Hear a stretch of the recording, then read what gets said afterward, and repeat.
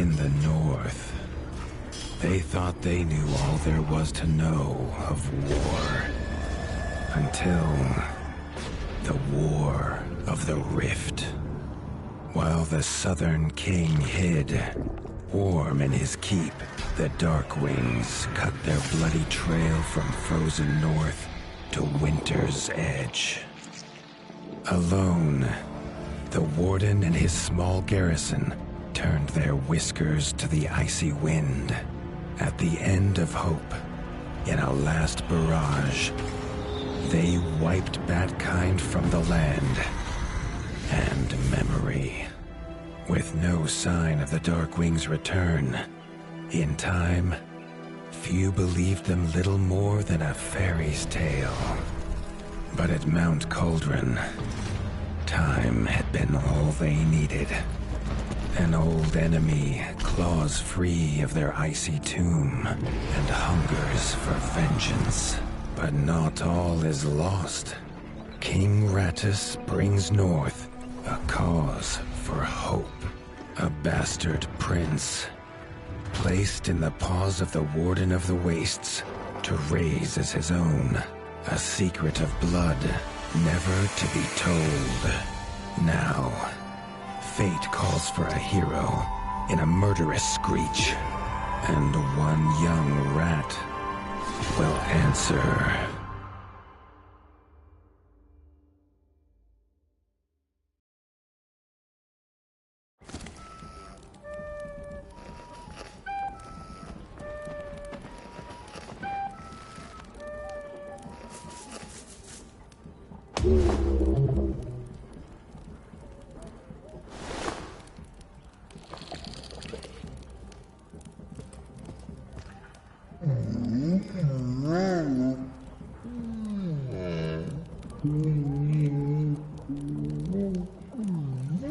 The stomp of his father's boots on the stair was how every morning began for Arlo.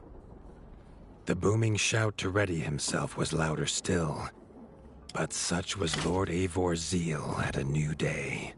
Dawn was breaking over Winter's Edge, and Arlo was yet to miss one.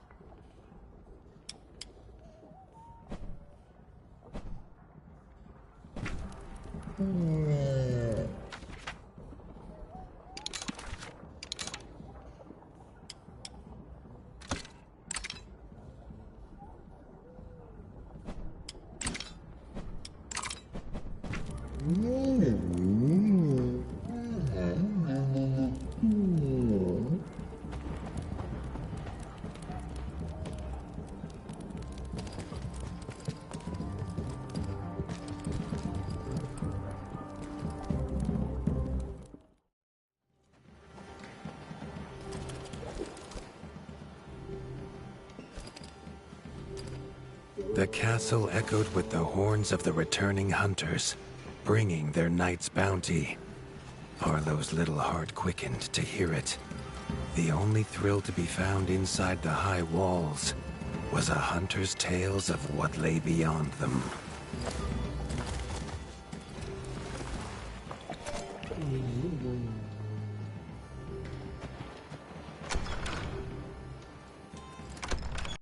Arlo tells himself it's a good life here in Winter's Edge. The bustling of contented ratfolk, the crisp mountain air, and without the endless scourge of frogs the southerners suffer. Why should he want for more?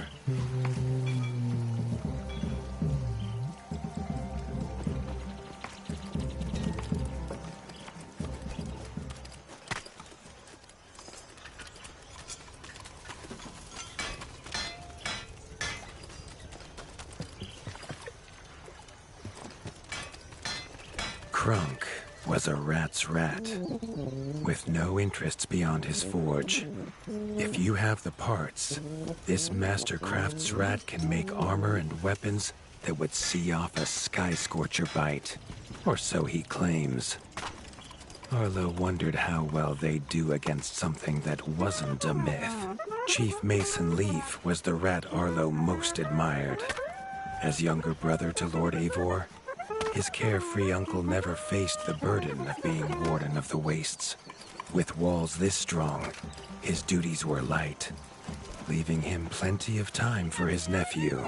Arlo has no memory of his mother, but Hilda's food was a true taste of maternal kindness. With the right ingredients, she would make meals nourishing to body and soul. Tiki's shop was perhaps Arlo's favorite, as the shopkeeper had wares from far and wide. But getting him to part with his curiosities was never easy. There was no time for tales of the hunt today. Lord Eivor was already dividing what was an excellent haul, happy to see his people provided for.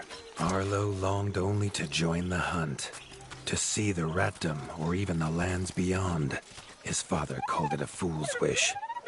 Arlo's destiny was unshakable, much like the keep that would become his by birthright.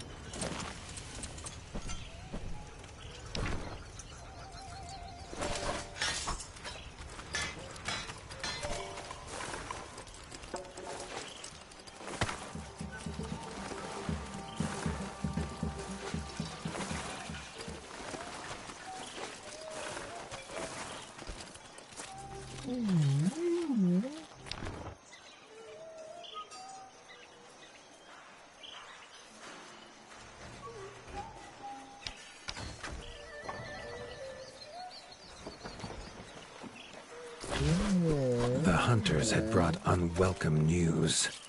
A family of the reviled creatures ratfolk called Backstabbers had moved into the wastes.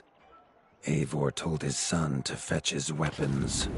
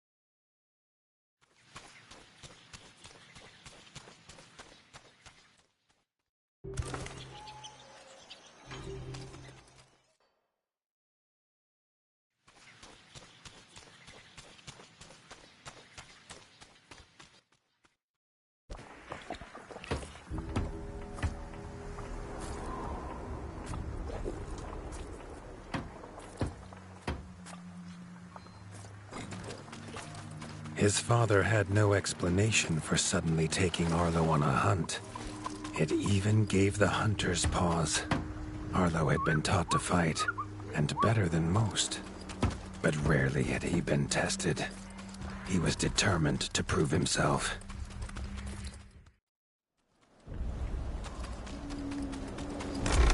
The rugged terrain of the outskirts could have taken all day to traverse, but Arlo's trusty grappling hook allowed him to swing between its many crevices.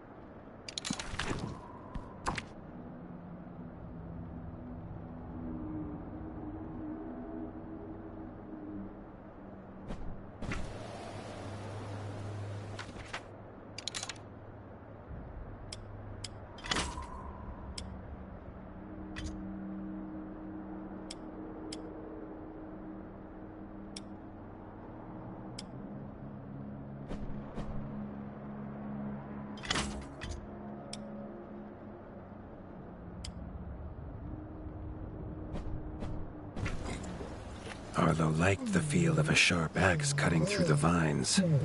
The wilds were part of his home, and nothing in them would frighten him.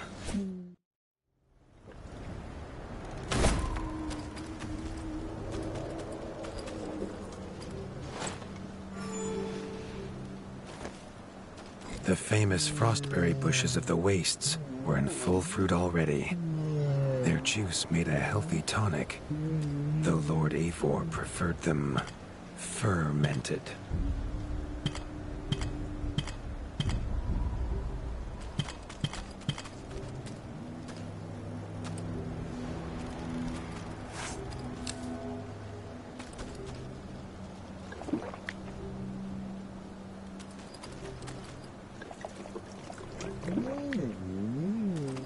His father was a sturdy rat, built for strength, not speed. So Arlo found it curious that he challenged him to a race. The prospect of the hunt had filled Lord Eivor with a vigor that his son had not seen in years, or at least since breakfast.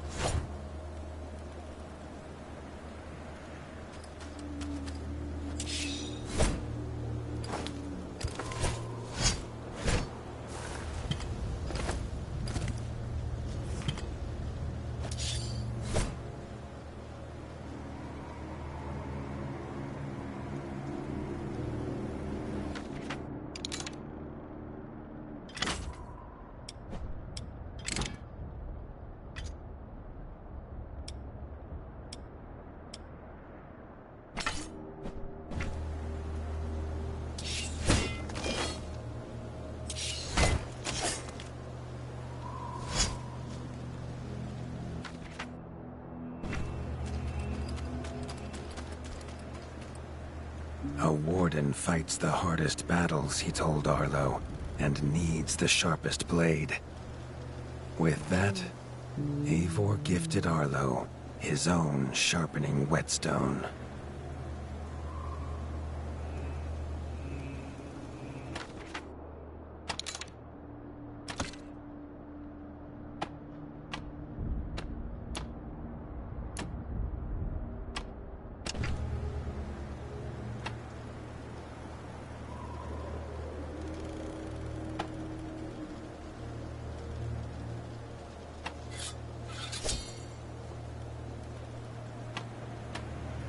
Whether these beasts were named for their spines, or for some past unforgivable deed, no rat knew.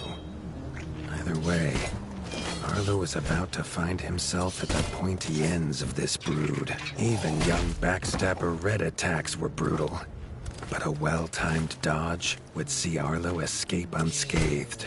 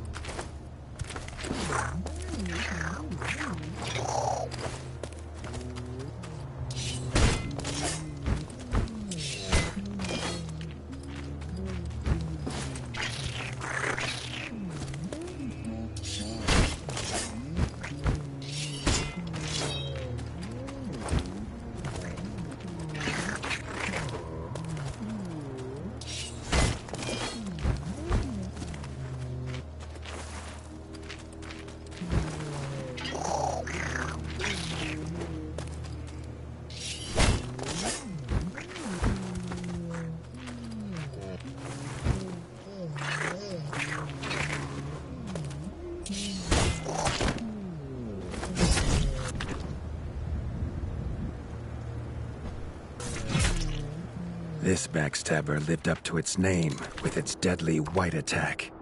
But Arlo's shield could block the deadly spikes.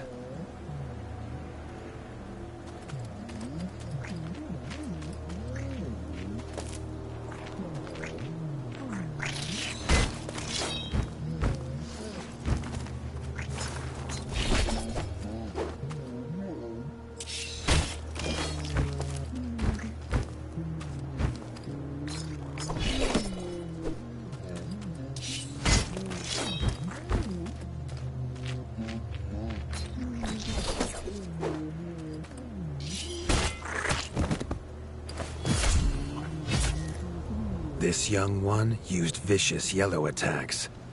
Arlo had to time his parries perfectly.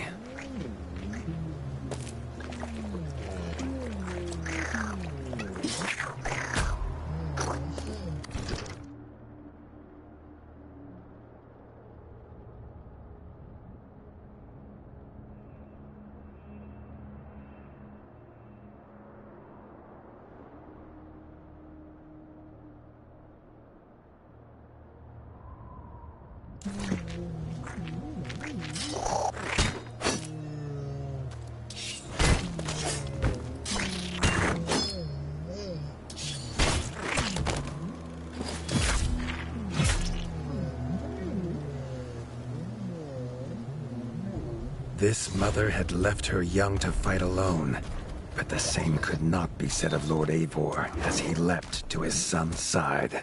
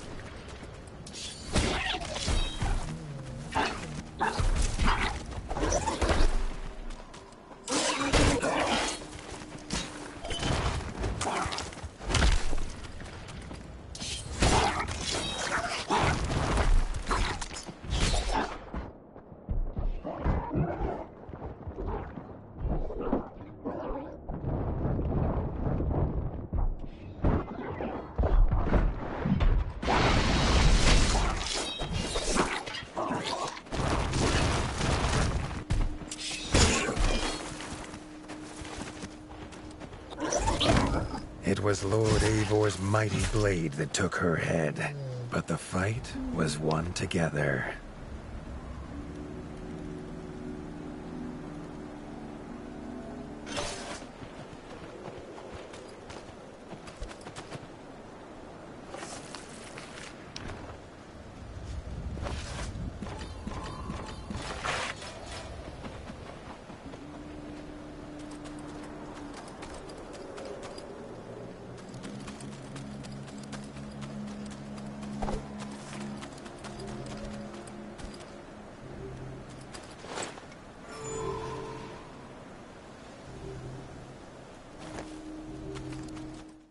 Arlo basked in his father's pride, almost as warm as at the fire inside Winter's Edge.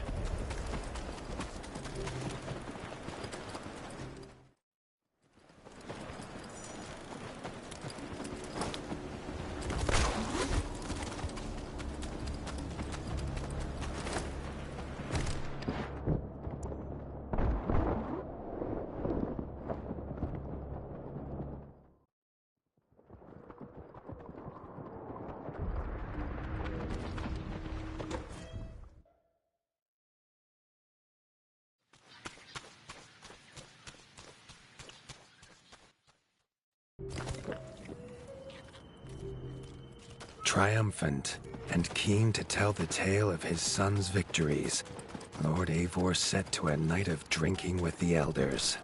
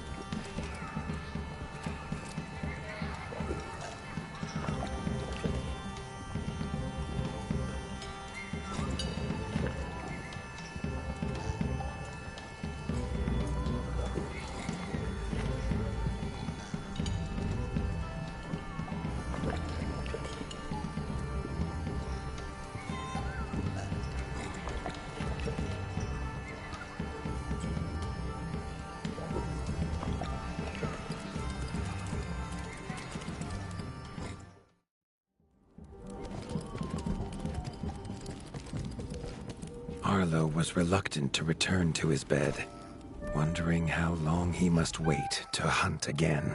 The booming footsteps that woke him this time were nothing like those of his father.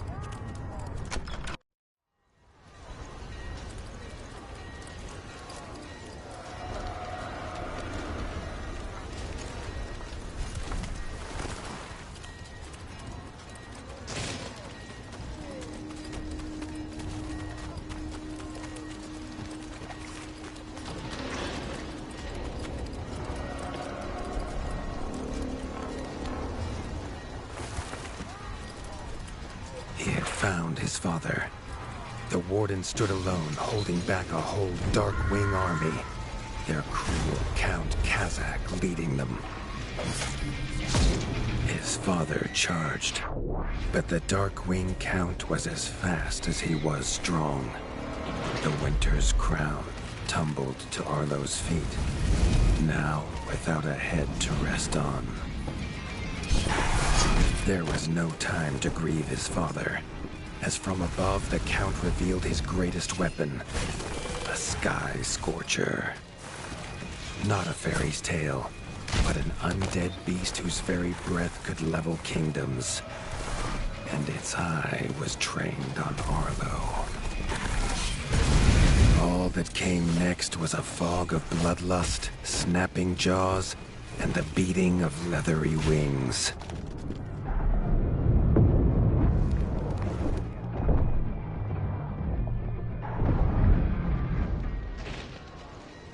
But there could be no victory. Arlo awoke, groggy and warm to his father's shouts. Only he wasn't in bed. The warmth was from the fire that had engulfed Winter's Edge, and the shouts were his uncle's. The only other survivor of the Darkwing attack, Leaf was bruised and his hind paws barely steady. He'd seen villagers flee to the outskirts. Arlo knew it was up to him to make them safe.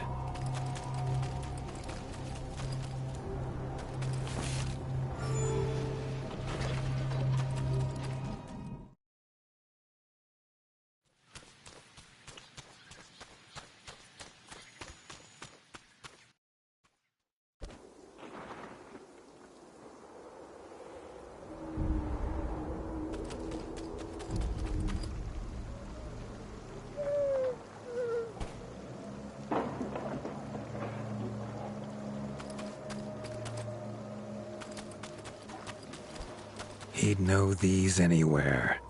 Krunk's smithy hammer and Hilda's chef's knife. Arlo wondered why they would leave them here.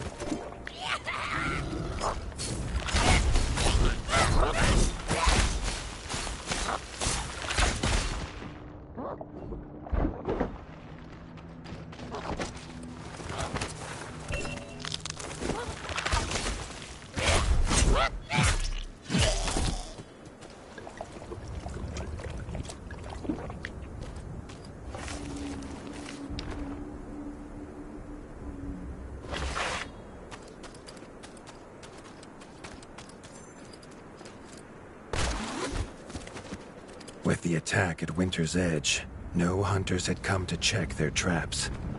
Arlo thought he might find a use for them.